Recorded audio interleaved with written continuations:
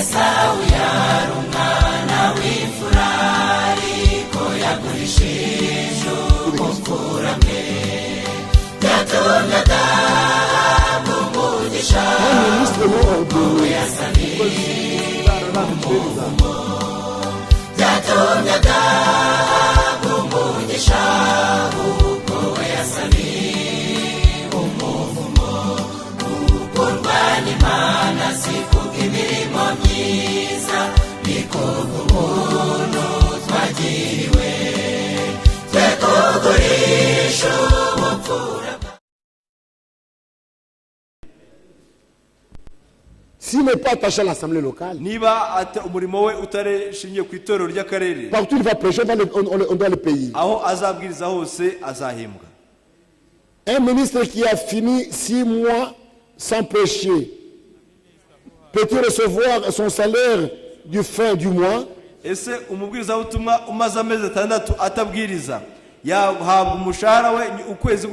n'y a pas de problème, vous le payez. Pour un ministre avoir ce salaire du mois, et c'est la parole. Monsieur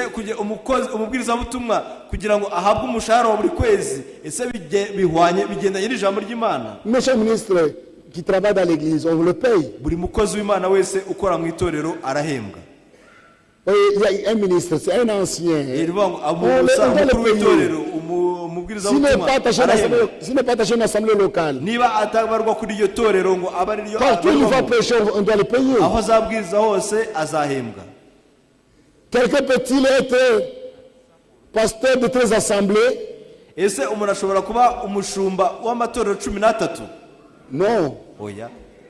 Quelqu'un peut être pasteur de 13 assemblées? Non, non.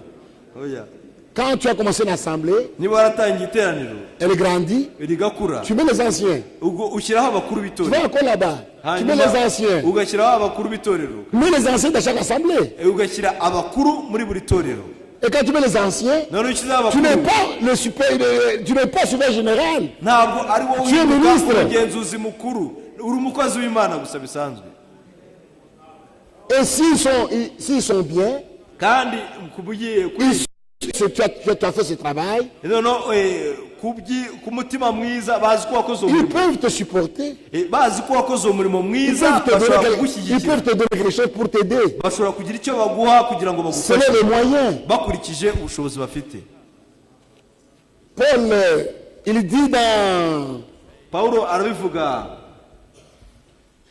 il dit dans Corinthiens,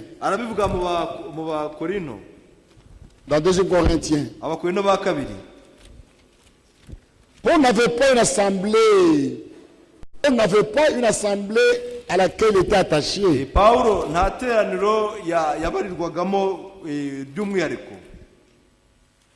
Et les églises dans lesquelles il prêchait le supportaient.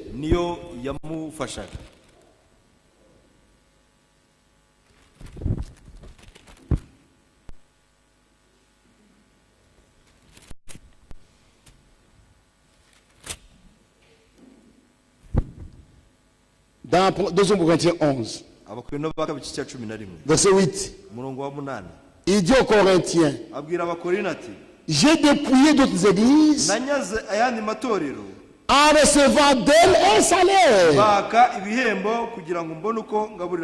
pour vous servir. Et lorsque j'étais chez vous et que je me suis trouvé dans les besoins, je n'étais acheté de personne. Quand les frères venaient de Macédoine, on trouvait ce qui me manquait. Quand quelqu'un a fait un travail au milieu de vous, il a, Dieu, par son ministère, il a fondé beaucoup d'assemblées. Et il met les anciens dans chaque assemblée. On ne doit pas l'oublier. On doit penser à lui. L'aider avec quelque chose pour survivre. Et toutes ces églises où Paul avait travaillé, il lui envoie quelque chose, il a gagné un salaire. C'est comme ça. Peut-on raconter avec un frère livré à Satan entre les mains? Je ne comprends pas la question.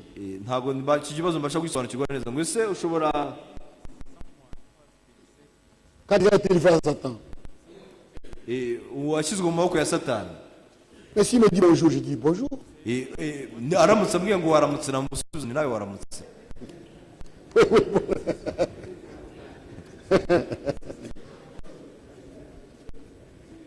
Ça va. Est-ce qu'un pasteur a le droit de refuser? Est-ce qu'un pasteur a le droit de refuser que les administrateurs ne donnent pas l'argent des dîmes aux ministres pour voyager et pour prêcher l'évangile?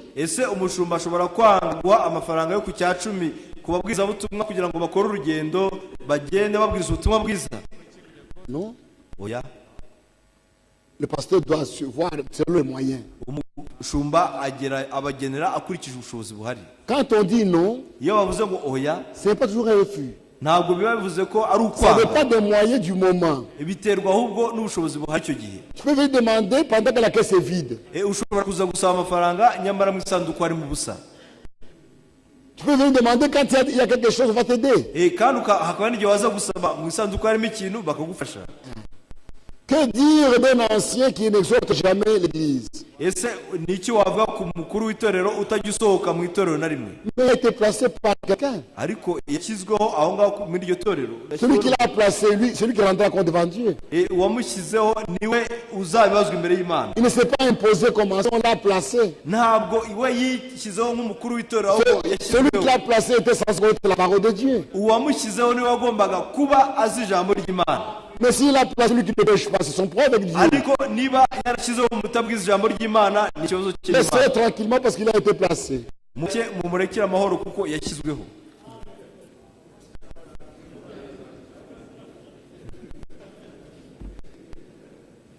Ça c'est en Swahili. Tu lis.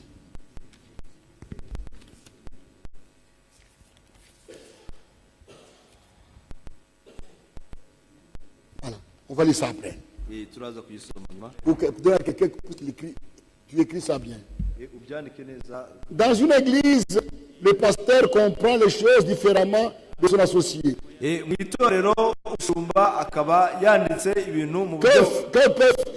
peuvent faire les ministres?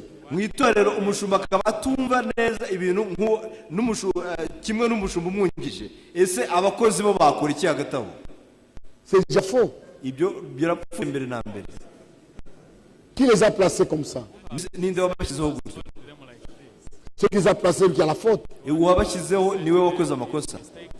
On place les gens qui ont une foi.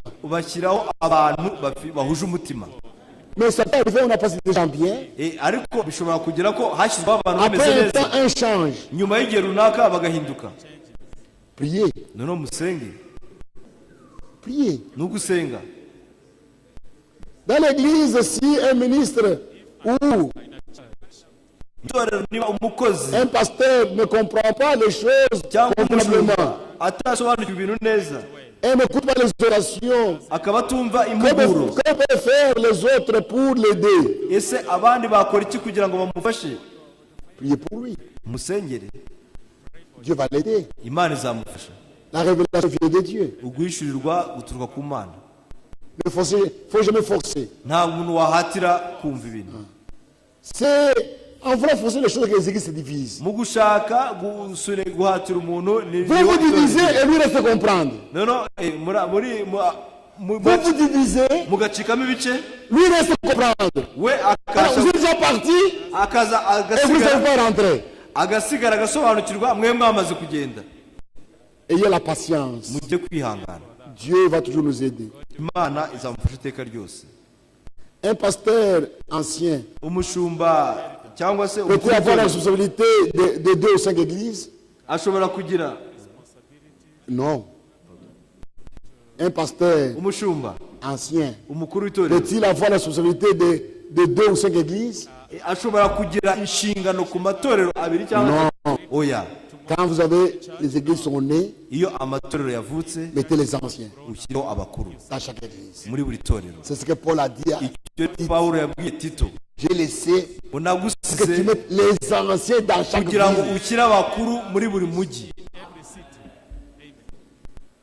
Après combien de jours faut-il ordonner un ministre?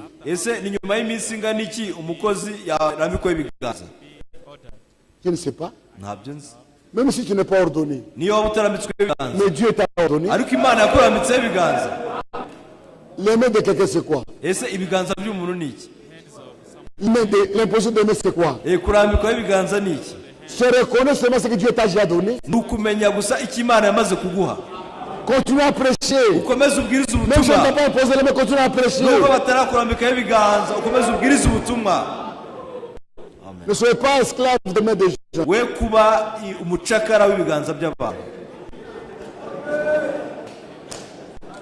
Après combien de jours faut-il mettre l'ordre dans l'église?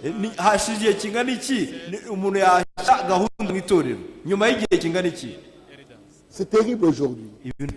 Vous trouvez l'église qui a fait déjà 10 ans. Il n'y a pas d'anciens, il n'y a pas de diacres. On pose la question, ils n'ont pas grandi. Mais toi, qui dois grandir? C'est toi, donc tu n'as pas travaillé.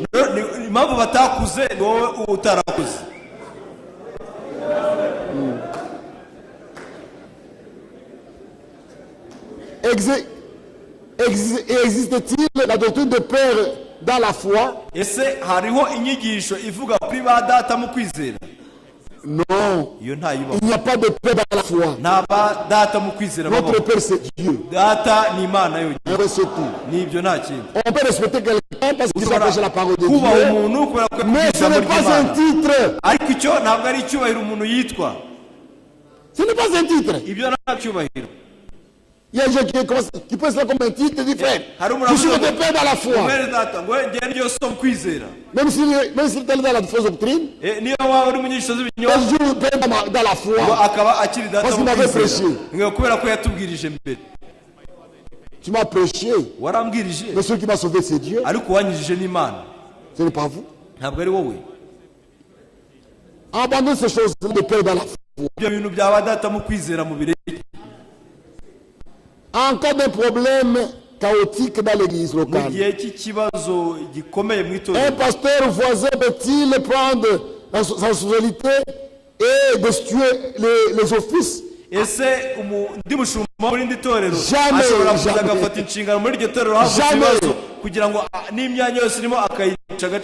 Quelqu'un de l'extérieur ne peut pas déposer, mettre de l'eau dans l'église d'autrui. Il peut prêcher la parole de Dieu. Mais chaque église est indépendante de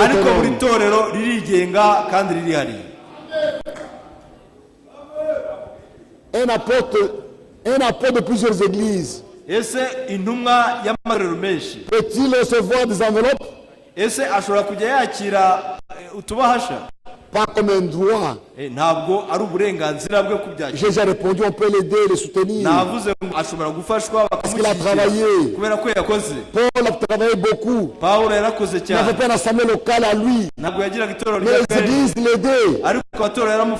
Faites la même chose.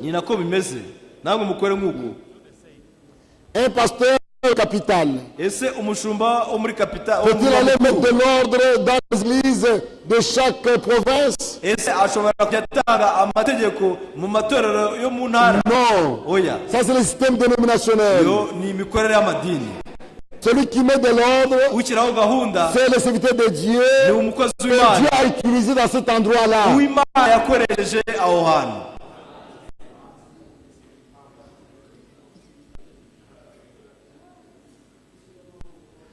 Un ministre et pasteur vivant dans une église sans moyens financiers,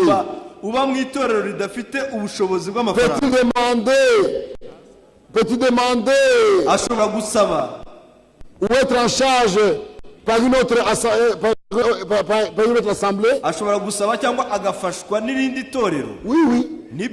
Quand une église à côté de vous n'a pas de moyens, vous pouvez les aider. C'est une bonne chose. Oui. C'est pour l'œuvre de Dieu.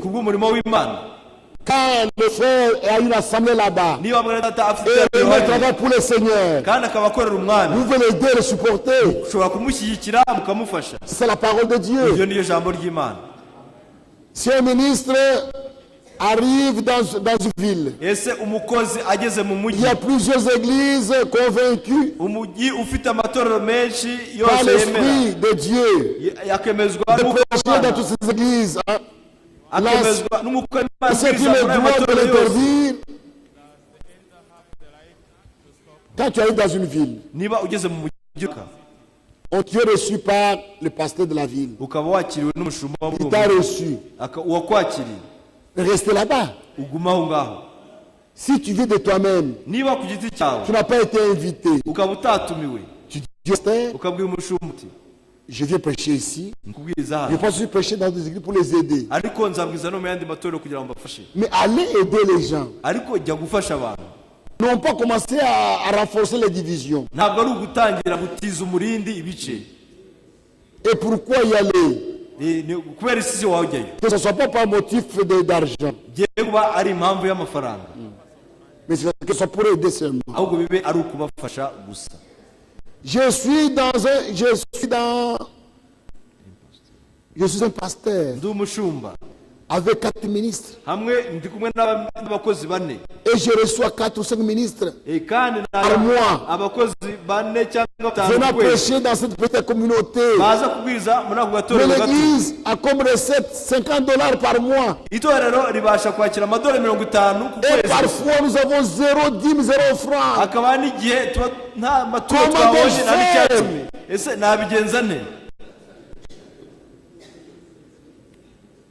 Ne faites rien. Dites aux frères, nous n'avons pas de moyens. Prêche la parole de Dieu. Nous n'avons rien à te payer. Dieu te bénira. N'allez pas emprunter l'argent pour payer le prédicateur.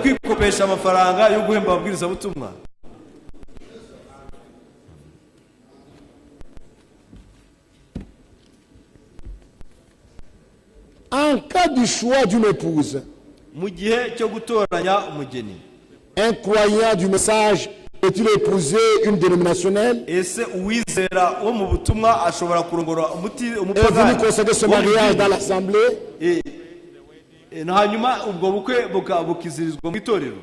Dieu vous conduira. Lors des fêtes des croyants, les alcools peuvent-ils être bu? Non. Un prédicateur par appui de son église et pasteur peut-il aller s'imposer dans une église loin de sa ville? Non. Quelqu'un ne peut pas quitter son assemblée pour aller s'imposer dans une assemblée d'autrui. Dit, je viens pasteur ici. Non. Résistez-lui. Dites-lui non, frère. Ce n'est pas ton église. Non, frère. Je peux quitter, par exemple, je viens de Kolwezi. Je dis, je deviens pasteur à Lubumbashi. On ne doit pas faire des choses pareilles. Oh, j'avais commencé. Mais tu étais parti où? Tu l'avais laissé à qui? L'église est gérée par celui qui est sur place. Un pasteur peut-il livrer un autre? Un pasteur peut-il livrer